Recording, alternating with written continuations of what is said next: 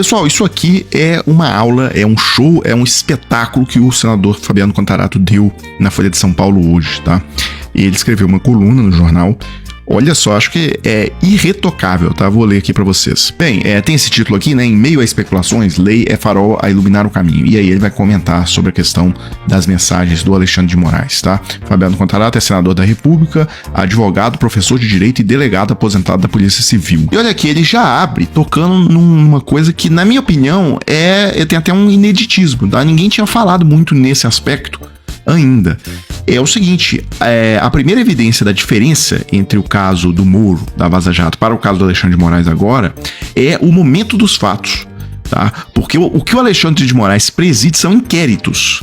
Não é o processo ainda. O processo só começa depois que o Ministério Público apresentar a denúncia, tá? Enquanto não tiver a denúncia do Ministério Público, que é ato privativo do Ministério Público, não tem o processo ainda, ainda não abriu a fase para defesa responder, não tem o processo, tá? Não pode ser julgamento ainda. Então, ele coloca bem essa diferença, né? Diferentemente da Lava Jato, o ministro Alexandre de Moraes preside inquéritos ou procedimentos da fase pré-processual, ou seja, anteriores a qualquer denúncia.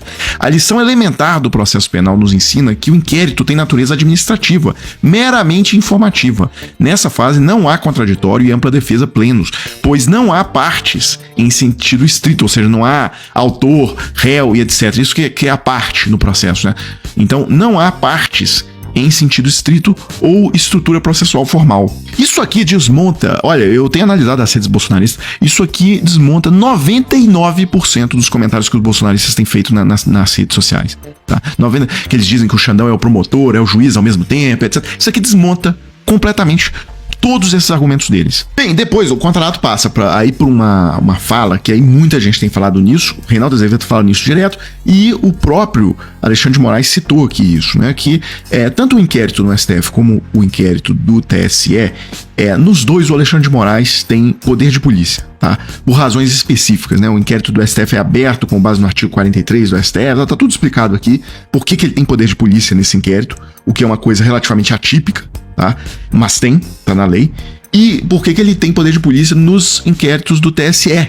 Porque a legislação eleitoral dá para o juiz eleitoral esse poder de polícia. Então, ele pontua isso muito bem, mas isso aqui tudo bem, já foi falado por analistas da imprensa e também pelo próprio Alexandre de Moraes. Agora, eu acho que vale a pena, pessoal, destacar de novo. Se o Ministério Público não apresentar a denúncia contra os investigados nesse inquérito, não tem processo, não tem condenação, tá? Precisa do Ministério... Porque eles dizem que o Alexandre de Moraes tomou o lugar, usurpou as funções do Ministério Público, e é mentira. Porque se o Ministério Público não apresentar a denúncia, não vai ter condenações derivadas desse inquérito. Simples assim, ou seja, a função do Ministério Público ainda tá lá. Bem, aí o Contarato também comenta, né, salta aos olhos também a absurda exigência de auto-oficiamento pela autoridade que era, ao mesmo tempo, presidente dos dois inquéritos e do Tribunal Superior Eleitoral, órgão que estava produzindo os relatórios. Essa observação também revela outra incongruência daqueles que comparam o que ocorreu na Lava Jato com essa operação agora que o Glenn comanda contra o Alexandre de Moraes. Aqui, o diálogo é entre o agente público e a equipe subordinada a ele.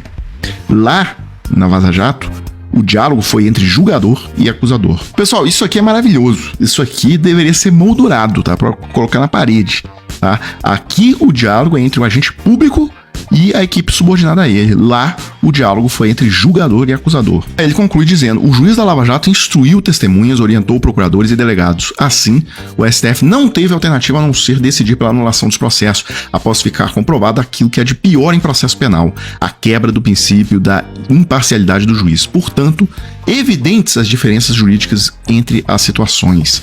As informações publicadas até o momento sobre a atuação do ministro Alexandre de Moraes não revelam ilicitudes processuais ou conluio entre as partes, como houve na Lava Jato. Bem, pessoal, e aí pra gente fechar, eu só queria comentar um pouco também na Folha a coluna do Celso Rocha de Barros, tá? Porque ele já abre fazendo uma provocação para essa turma que tá estridente nos jornais, tipo o Merval Pereira. Isso aqui encaixa muito bem com o Merval Pereira. Então ele diz o seguinte, eu, Celso Rocha de Barros, fui o primeiro colunista de jornal grande a escrever sobre a Vaza Jato.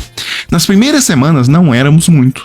Fico feliz que agora uma nova série de reportagens de Glenn Greenwald, também sobre o judiciário e também baseada em mensagens de celular, tenha sido imediatamente repercutida pela grande imprensa.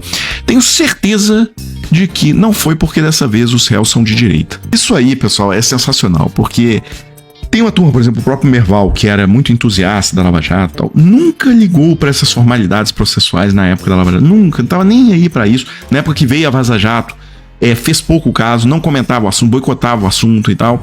Hoje mesmo tem uma matéria do Estadão que me chama a atenção, né? Inquérito das fake news beira 2.000 dias sem conclusão, sob sigilo e com poder concentrado em Alexandre de Moraes.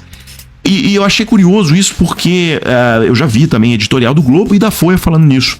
Que os inquéritos... Realmente eu gostaria que o inquérito fosse encerrado, porque a gente quer ver o resultado final e os processos contra quem tentou dar o golpe de Estado, né, os bolsonaristas, começarem. Agora, de qualquer forma, eu nunca vi essa cobrança sobre tempo de inquérito na época da Lava Jato. Os inquéritos da Lava Jato duraram 5 anos, né? Muitos deles, eles começaram em 2014. Em 2019, a Lava Jato ainda estava a todo vapor. Tá? Então tinha inquérito lá que tinha começado em 2013, inclusive. Em 2018, por exemplo, foi feita a prisão do Lula, né, com inquérito baseado em 2013. Então, nunca houve essa cobrança em relação a tempo de inquérito na época da Lava Jato. Agora, isso aí virou realmente uma coisa urgente e tal. Então, vocês vão vendo aí essas curiosidades.